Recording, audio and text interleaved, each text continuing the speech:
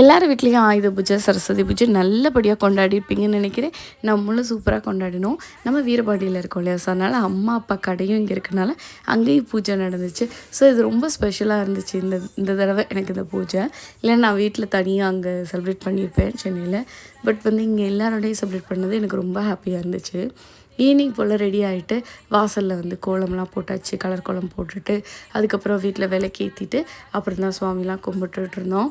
அக்காவும் வேலைக்கு போயிட்டு அப்படியே வந்தாலும் அதுக்கப்புறம் எல்லாருமே சேர்ந்து விளக்கேற்றி சாமி கும்பிட்டு கோயிலுக்கு போனோம். கௌமாரியம்மன் கோயில் வாக்கபிள் டிஸ்டன்ஸுன்றனால டெய்லி நான் அங்கே போயிடுவேன். எனக்கு அங்கே போனால் ஒரு நல்ல ஒரு ப்ளசண்ட்டான ஃபீல் கிடைக்குது.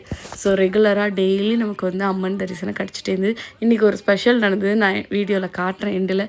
நம்ம சுண்டலும் பொரி மட்டும் வச்சு சாமி கும்பிட்டு அதுக்கப்புறம் கடைக்கு போயிட்டோம். கடையிலையும் பார்த்திங்கன்னா பொரி, அதுக்கப்புறம் சுண்டல், கருப்பு சுண்டல் வெள்ளை சுண்டல் ரெண்டுமே வேக வச்சு வச்சுருந்தோம். ஸோ அங்கேயே கடையிலையும் போய் சாமி கும்பிட்டு அதுக்கப்புறம் கௌமாரியம்மன் கோயிலுக்கு போகலாம் அப்படின்னு சொல்லிட்டு கிளம்பிட்டோம்.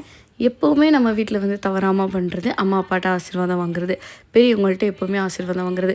மெட்டிஒலி சீரியல் யாரெல்லாம் பார்த்துருப்பீங்க? மெட்டிஒலி சீரியலில் என்னோடய ஃபேமிலியோட நான் லிங்க் பண்ணிக்க முடியும்.